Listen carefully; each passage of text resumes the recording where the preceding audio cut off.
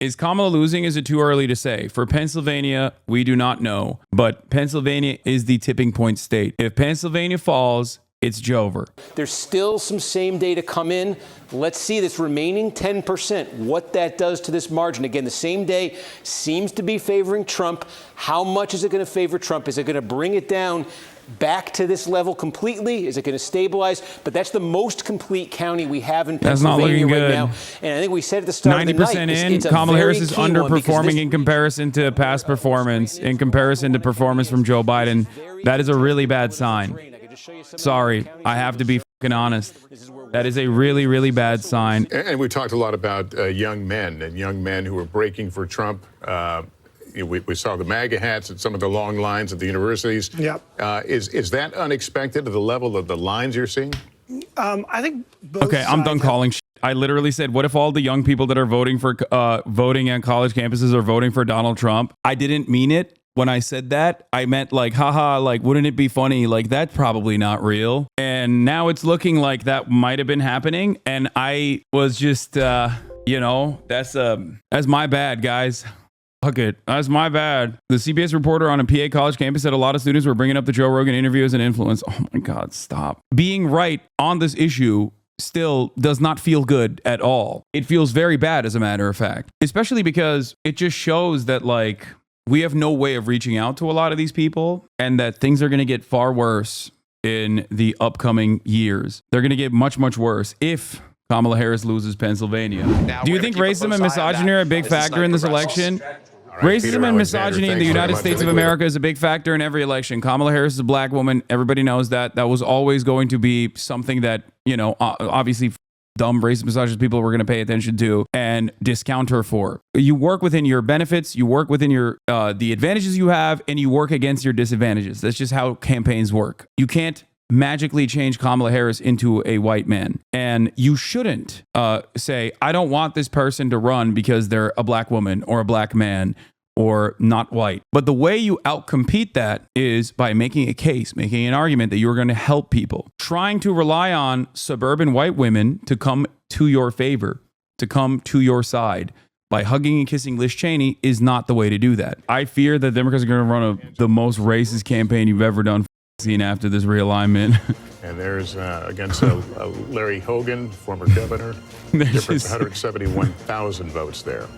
I'm worried. Are we cooked? I mean, is the country cooked? Yes. But the country was cooked, as I said, time and time again. Whether Kamala Harris wins or loses, the country is cooked. It's just a matter of how much worse it is going to get. With Donald Trump, it is definitely slated to get significantly worse. Georgia called for Trump. Decision Desk is projecting a Donald J. Trump victory in Georgia. Precincts reporting is polling at 67.8% of the vote in New York City. If that holds, that would be the worst performance for a Democratic presidential candidate in the 5 boroughs since 1988. A disaster.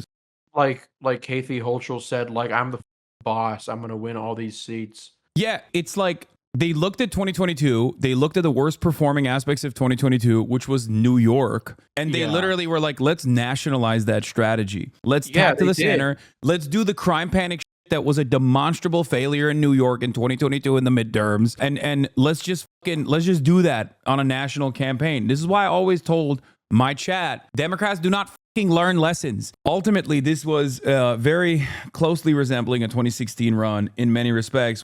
Is the election done? I mean, it's not fully done yet, but once Pennsylvania falls, it's over. But yeah, they know it's over. I mean, that's why for the past couple of hours, I've been telling you that it's kind of Jover. Too big to rig. Yep, they did it. Browsing r/Kamala. I feel bad making fun of this person. It's like, it's sad. You know, like you look at that and you're like, it's cute. Aw, it's a cute image. Let's be real. Joe did the initial and permanent damage 100%, 1,000%, 1,000,000%. The problem is Kamala Harris is a whole ass adult. She's 60 goddamn years old. You think she doesn't know that? I'm a fucking idiot. I'm 33 years old. I'm a dumbass. I'm a Twitch streamer. I'm wearing a tank top doing political commentary. Okay. If you want to understand how baboon brained I am. And if I can see it, how the fuck can she not see it? She doesn't have a single person in her corner that's like, hey, maybe you shouldn't say that you're just like Joe Biden, considering that he had to drop out because everybody hates him. Like, not one, no advisors there, not a single person was like, hey, doesn't seem like a good idea, because he sucked. He sucked really bad. That Nancy Pelosi was like, I'm going to kill you if you keep running for president. I'm going to fucking smother you in your sleep with a pillow. And Joe Biden was like, I don't know what's going on. Okay, I guess I'm out. Fox has just called Pennsylvania. Donald Trump will probably be live in a little bit. Let's take a look, ladies and gentlemen. And I'll get back to the Hitlerian future in one moment. And his tenacity in wanting to go back and run again, which he announced immediately after he lost in 2020. This is a huge historic moment in the United States of America as the former President Trump is closing in with just a few electoral votes away now from clinching 270 as Pennsylvania is called for Donald Trump. We're looking live, 1:21 a.m. in the morning at Trump headquarters. The cheers coming up. We're told the former president is there, as well as J.D. Vance, Senator J.D. Vance. They are getting ready to hear. Too late to start the steal. Start the steal. What are we doing? What are we doing? Start the steal. What the f, Democrats? It's too big to ring. No. Oh, I'm losing my fucking mind a little bit. I'm going to the Capitol. My mom is worried people are going to take what I'm saying seriously. Say I'm going to get in trouble. Is there any positive that you can derive from tonight? I mean, not really. I think that the Democratic Party is in a state of panic, and this creates maybe an opportunity for them to never repeat these mistakes ever again. But if, I mean, history has shown that they don't give a f.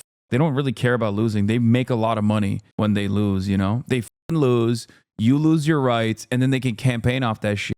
I mean, holy goddamn, how many times did you guys get text messages from the Democrats like, please, I'm begging you on my hands and knees. I need $5. I need $5 more. Like, bro, Kamala Harris is $1 billion. Like, the f do you mean she needs $5 more? Are you kidding me? Get the f out of here, dude. I need $5. What about the young male vote? What did they want? I think they're angry. I think young men are angry. They're frustrated. They fear that their future is cooked. And that's an understandable anger that people have. I think young women are also angry and scared about that too. The difference is one party is actively going, I'm literally going to stop you from doing whatever the f you want with your body. So for them, it's like, okay, it's a matter of survival. It makes sense. For young men, they don't give a f about abortion.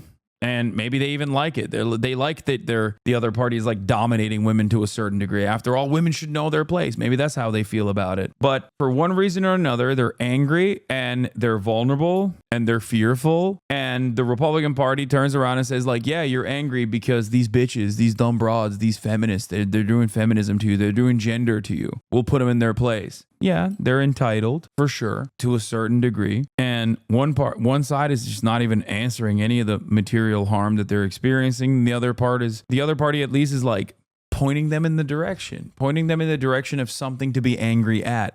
That's what Donald Trump did really well in 2016 as well. That's what the Republicans do really well at. That's the whole purpose behind wedge issues. You think the Democrats are going to do January 6th?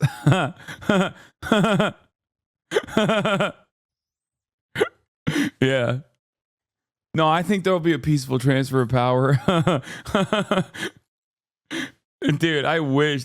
You said this would happen? Yeah, but nobody fucking listens to me because I'm a dumb Twitch streamer. So the fuck do I know? And for the record, make no mistake, I still thought that Kamala Harris could potentially eke out a electoral college victory in spite of losing the popular vote, which turns out, nope, she can't even win the electoral college. She's not winning the popular vote either. I said she had a slight chance, all things considered. Oh my God, the GOAT. Bergamaniacs, rise up. He's there. He's there. He's actually going to take out JD Vance. He's the real vice president. He's the shadow cabinet. Oh, this is big. This is big for me. This is big for me. And the last 20K Bergamaniacs. He's there. He's a part of the shadow cabinet. Donald Trump is going to actually replace him with JD Vance. Trump said there was voter fraud in PA. Do you think these numbers could swing Kamala after an investigation? Yeah. Trump Trump said there's voter fraud in Pennsylvania. Yeah, he's going to do a recount so he loses. How do you think XUC is coping with his laws? Are you kidding me? XUC has most of his earnings, I assume, at this point in crypto. It'll probably be good for him. I mean, yeah, he lost $700,000 because he bet on Kamala Harris winning because apparently Destiny told him Kamala Harris would win.